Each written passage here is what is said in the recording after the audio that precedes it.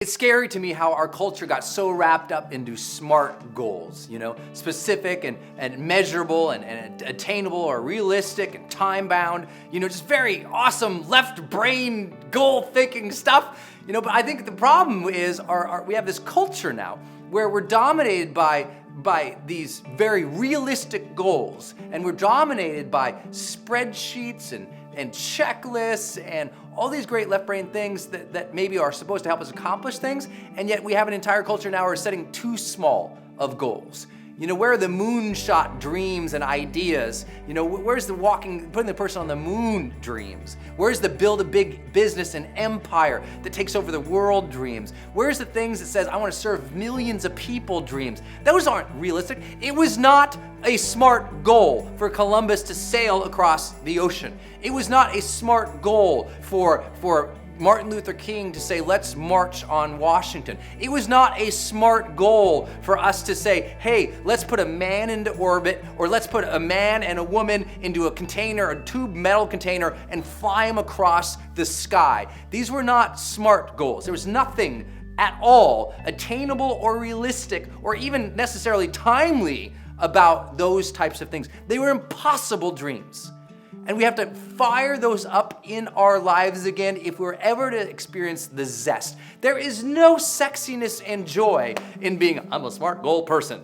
Like, come on. Yes, we have to, at some point, bring a goal down to earth and measure it out and think through it. But that's where people automatically go. They're scared to think about a goal that's measurable, not just in terms of, can I get it done? Measurable in terms of their life destiny, their mission. They're scared to think at that level that is ambitious and full of fire and dreams and hopes. So I'm here to tell you, set some dumb goals, okay? Let me tell you about a dumb goal. A dumb goal, the D, let's make this up, okay? The D stands for dream driven. Let's start there. Let's start way up here. What would be the ideal, the perfect, the magical thing that's even beyond maybe even your immediate comprehension? To think way outside the box, to think about something that would fire you up and really feel like if I attained that, that would be my dream. Because you know what? SMART goals for most people, that's not a dream. That's just like, check, did that, moved on, awesome. No, we want you to move to a whole other level, a new stratosphere of yourself, of your work, of your contributions, of the service you give to the world. What would be so amazing? Bill Gates doesn't say, well, I'd like to just, accomplish. He says, we're gonna eradicate malaria. We're gonna eradicate these types of diseases. They're gonna be gone. Now that is just not realistic. But as soon as you set something huge like that, you have to start thinking, well, how would we put that together? Same way they did with saying, hey, let's go to the moon. We had no idea how to do that. We didn't have the technology, the tools, the materials. We had to invent things to be able to travel through time and space to get to the moon. I mean, it was unbelievable. So you start with the dream. The how will come later. It is the what, it is the why that fires the human soul, much more than necessarily the how. We'll get to the how, but the dumb goal, that's gonna start with your dream. If you don't like the word dream, then implant destiny. What would you feel like at the end of your life, achieving these sets of big things would make your life meaningful and alive and feel like you was like, that was magic, man. Because if you have none of those, all the goals, what are they? They're all distractions. Lots of people set lots of SMART goals and they become distractions, alleyways of accomplishment in their life that never led to the boulevard of their dreams. They are distractions, they are detours. They're accomplishing a lot, but a lot of people, they have a lot of busy work in their life. But there's a difference between busy work and knocking off goals and checklists, doing lots of busy work, achieving the things.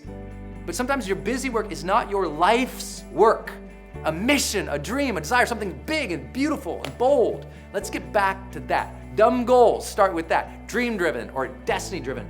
I think that let's just put something in there. Let's call it uplifting. A lot of people, as they're setting a goal, even if they have a big goal, the wording and the labels they use for their goals, they're not sexy. It's like someone wakes up and says, I'd like to lose some weight today. It's like, what, lose weight? That is not uplifting, right? It's not. It's deficit driven. It's the attention of the negative. It's like, I need to lose this thing. No, how about we gain something? How about we have a goal that it's attractive to us again? See, if your goal is a checklist, it is not sexy and you're not gonna do it. It has to be something that's compelling and important to you. An uplifting goal is something like, I am going to feel so fit and vibrant that literally my skin and my aura is gonna shine to people. I'm gonna make myself so beautiful in who I feel that I am and how I portray myself to the world that I'm just gonna attract people. I mean, they're gonna be blown away. I am going to be a sexy person is a whole lot more than I'd like to lose 5 pounds. It's like, come on, what is uplifting? What will fire you up? Word it, phrase it, put it in a way that's so positive and compelling to you that you can't wait. When you look at that goal, you're like, man, here we go. Because it's attractive to you, it's fun to you, it's important and meaningful to you, and it's aligned with that dream, you'll get there. You're much more likely to take action on it than just a simple little thing that you have not connected to the dream. Make it uplifting, make it a positive, label it and word it in a way that's focused not on loss, but on gain.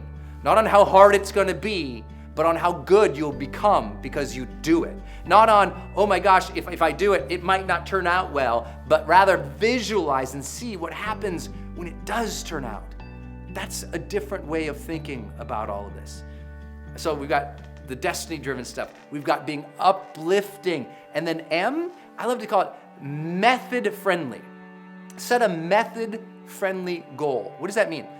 I want you to think about, if you're gonna start on a path to something, how can you set up something that is friendly to creating a practice around it, a method, if you will, right? Sort of a map, a way. I just like to use the word practices often.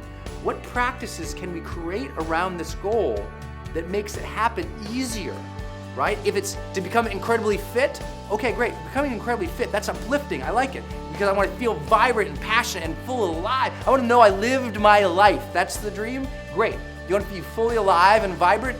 Great. Well, to get there, then we need to create a set of practices or a method that allows us to live in that goal consistently. That means all of a sudden, maybe your method is as simple as, 3 times a week, you're gonna be going to yoga. And 3 times a week, you're gonna do a 40 minute HIIT training, high intensity based type of training, a weightlifting, a kettlebell, a cardio blast type of thing. You're gonna do something very intense. That's method. There's great methods you can put all around that, right? You want to change the way that you eat? Great, add a new method to how you're cooking. Add a new way of going about things, a set of practices that you repeat over and over and over again. That's what a method is. You do it over and over and over again. Let me give you a comparative example. People who want to become suddenly very skilled at not only defending themselves, but be in total control of their body and their psyche. So they're studying martial arts, right? Well, in martial arts, everyone wants to become very highly skilled at martial arts. So what do? Well, they have this method or these set of practices that they do over and over and over again. They call it their form, right? Their forms.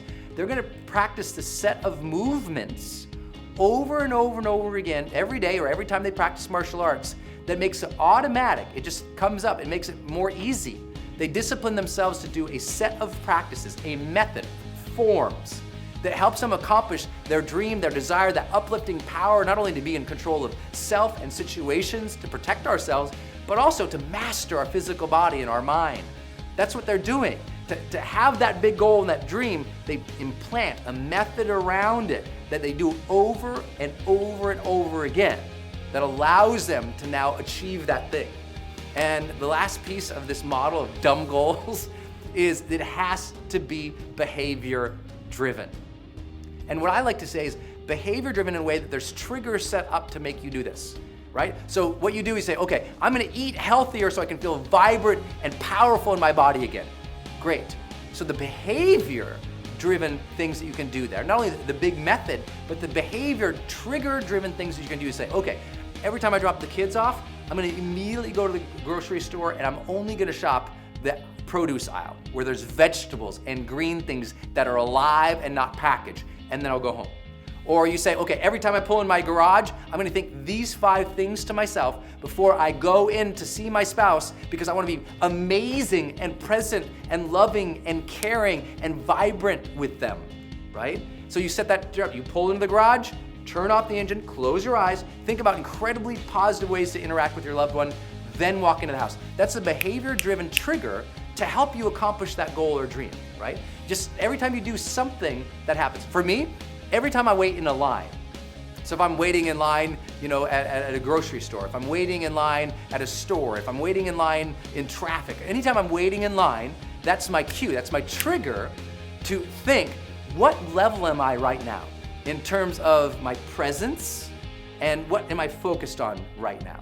So what kind of physical vitality do I feel? And could I up that up? And what am I focusing on right now? I ask myself that over and over and over again. Every single situation that I'm waiting in line triggers in my mind, what am I focusing on? How do I feel? And to generate it and to create better thoughts, to create better feelings in my body, it's just a trigger. So you set yourself up all these little triggers. You pull in the driveway, you do this. You see somebody you meet somebody for the first time, you think this or you do this. You go into a business deal, you're gonna think this and do this. Whatever it is, you're gonna walk in that conference room, you go into your creative mode. Whatever it is, it's a trigger for you, right? Some people, they walk through their doors at work and their mind immediately goes into a specific place. That trigger helps you accomplish that goal over a long time. It's a behavioral driven trigger. You have to set those up all over to accomplish those dreams. I hope that helps you just think a different way here. It's not that we don't have to have our little checklist, our little goals, but you know what? If that's the focus, we'll never be dreamers. We'll never be bold. We'll never be builders and innovators and entrepreneurs, people who change the course of the world, because instead we'll be focused on doing the status quo, the simple things, the straightforward things, the goals that are realistic. I don't want you to be realistic anymore. I want you to advance with reckless abandon towards your dreams by just being dumb.